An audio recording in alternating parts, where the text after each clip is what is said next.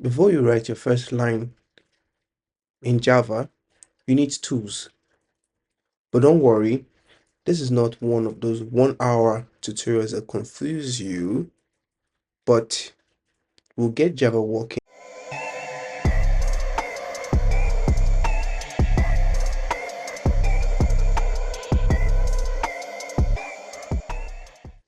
So welcome back, and today we're setting up Java on your laptop.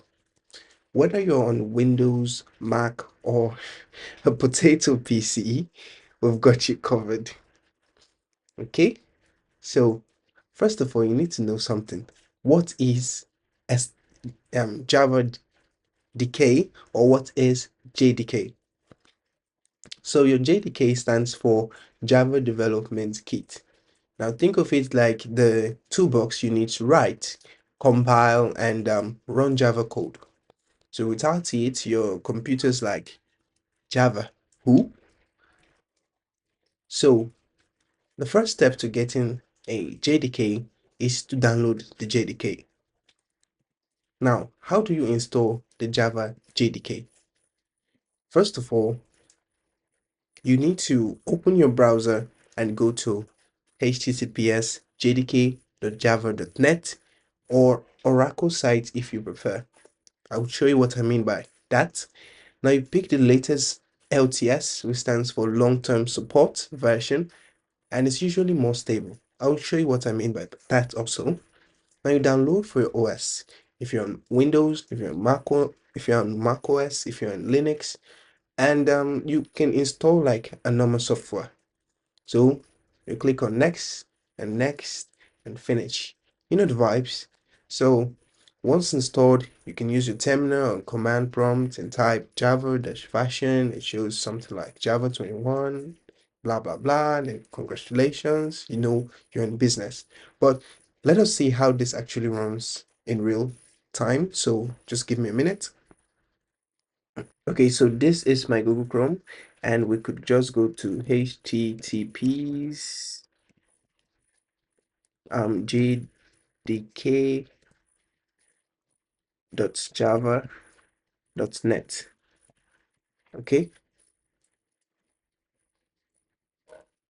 so this is where you can download your Java file, and you can see sponsored by Oracle. So Oracle is a company that offers most virtual environments in another machine. So running Java is like running a virtual environment in your Java VM in your system.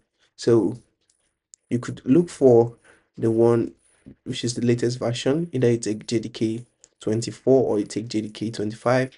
This is an early access, but we should use an LTS, which is your long-term support version, the one that is already stable and not an early access to any new one, but take the long-term support, which is this LTS. So just click on it and you have your Java file download page for either your Linux, your running the Arc 64 or the normal 64-bit, or your Mac OS, or your running the Arc 64 architecture, or the 64-bit, or your Windows. So any of them of your choosing, you can download this.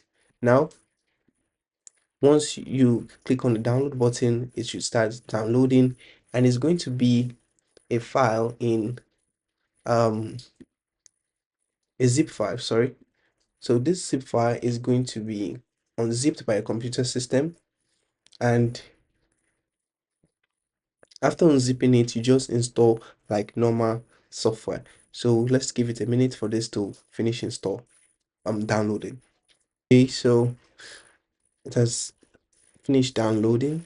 So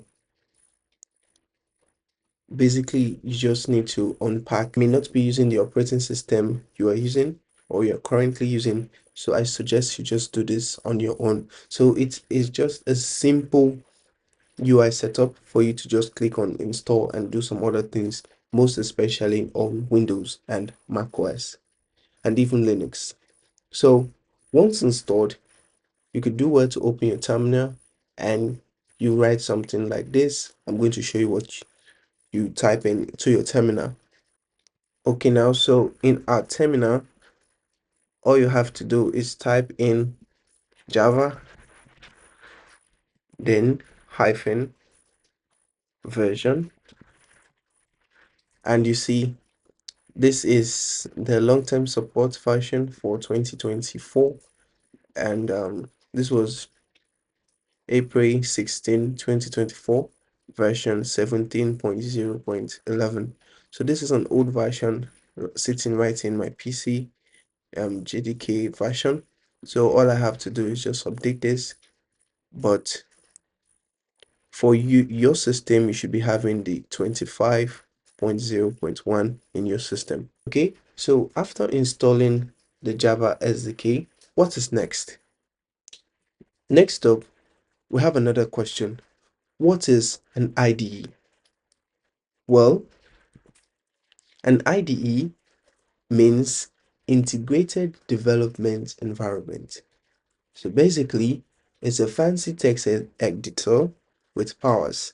It helps you write, organize, and debug your Java code without losing your mind. Now, what do we mean by without losing your mind? If we were to write Java code on our terminal or just a notepad application, as we see some people do, we could lose our mind easily because our code would be more like spaghetti code. If you know what I mean by spaghetti, if you look at a spaghetti, they are intertwined and they look kind of confusing. So your code would resemble something like that. And sadly, I've seen a lot of people write their code in Notepad, which is very, very unprofessional. So we could use some fancy text editors to help us write, organize, and debug our Java code without us having to have so many headache on how to run these codes.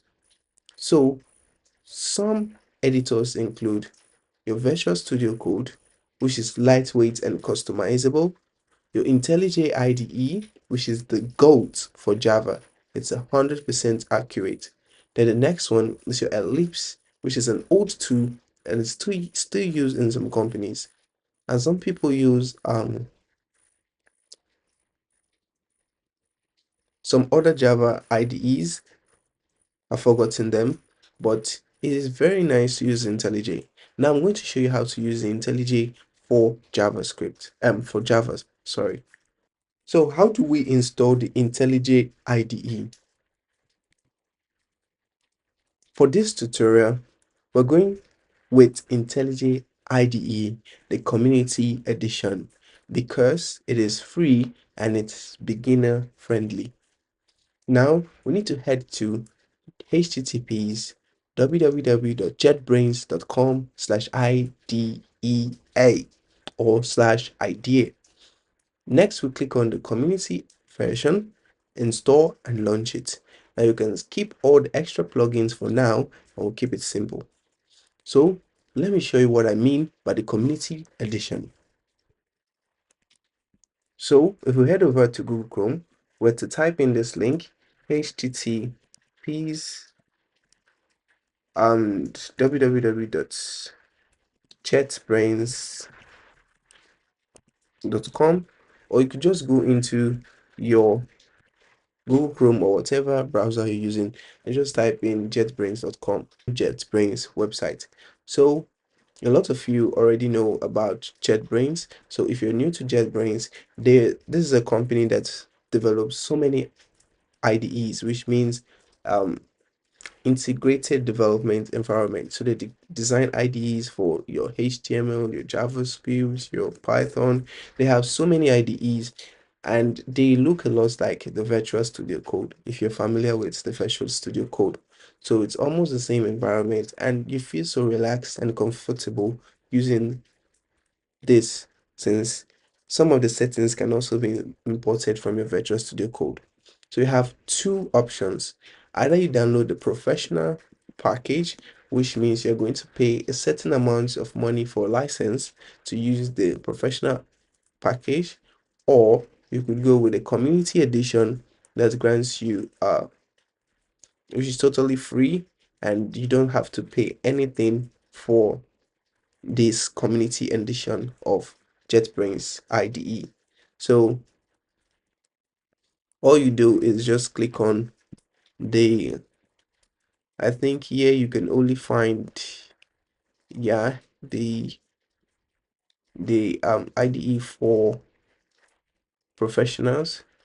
So you just have to type JetBrains Community Edition. So if you're fine with going with the professional development tool, you are, if you know you are going to pay for it, you're good to go with it. So you can just click on the download button, and after downloading you can install it. Then this is the community edition for your Windows. Just click on the download button and it's going to start downloading almost immediately for you in your Windows PC, your Mac PC, or your Linux PC. So once you finish downloading this IDE, it should open up a something like this. Please note that you have to install it. Follow all the prompts you see to install this IDE, and when you're done, you'll see your IDE appearing something like this. Okay, so you'll find something like this in your IntelliJ IDE after downloading and installing the IDE. Please follow all the prompts and we should be fine. Okay, so I already have it in my system, and that is why I do not want to install it again. So after downloading the IntelliJ IDE, you should have this as the following interface you see in your home or your dashboard. So you're going to see all your projects, you're going to see your remote development, which is your SSH or dev containers, you're going to see your Kotlin notebooks, your customizable area, your plugins, and etc. But we're going to leave the rest out of this for now. So we just keep it simple. Now we're going to create and run a sample program. Now inside IntelliJ, click on New Project, and here, then you could choose Java, or yeah, we're using Java, not Kotlin. So you name your project, maybe say first Java app. Please note there should be no spaces between naming your apps in Java. Okay, next up, we create a new file called the main.java. So let's click on this create, and you could see my SDK is being selected right here, which is the 19.0 you saw in on my terminal. Okay, so when you're using an IDE, you could also download an SDK and add the SDK right on from here, or download from inside IntelliJ directly. Okay, so we create and wait. Okay, so this is the page, or this is inside our new folder named best Java app. Okay, so now the AI has already been able to get us a few code that will help us to get started. Now we're just going to do, what we're going to do is run this simple code that is right here, or that has already been suggested by our IDE. So if we run this code, okay, so if we run this code, we should have hello world printed to our console. So let's go and run this code. It's still building, and we're going to see a lot of things that will be going on in our console. Now you see hello and welcome and all this. So since we do not understand most of this, let's go with a simple and clean code known as public class main. Now inside our class, we want to have another public um sorry public static void,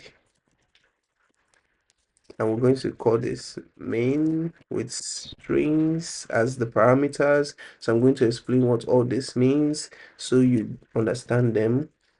Then we have this, and what we just want to do is something simple. I just want to print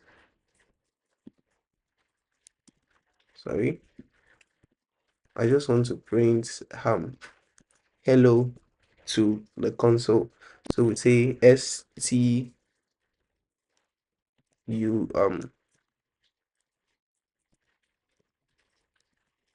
sorry, I'm trying to look for the shortcut to system.out.print. So just type it out, system.out.print. Okay, so I'm going to print Java is working. Okay, so this is just going to be the simple line of code we're going to use right here. And if we run this file, it's building up now. Okay, you see Java is working. So this is our button to run, and this is how you see your file. So this is really very simple. You don't have to write in your notepad and send to the go to your terminal and look for the name of your file and use the Java keyword, your execution word. No, Java is already running. So congratulations, you are all set. So that's your Java setup done and dusted. And next up, we'll write your first Java program together. So like this if it helped you. Also sub for the next episode and drop any setup issues in the comments. I got you. Peace out.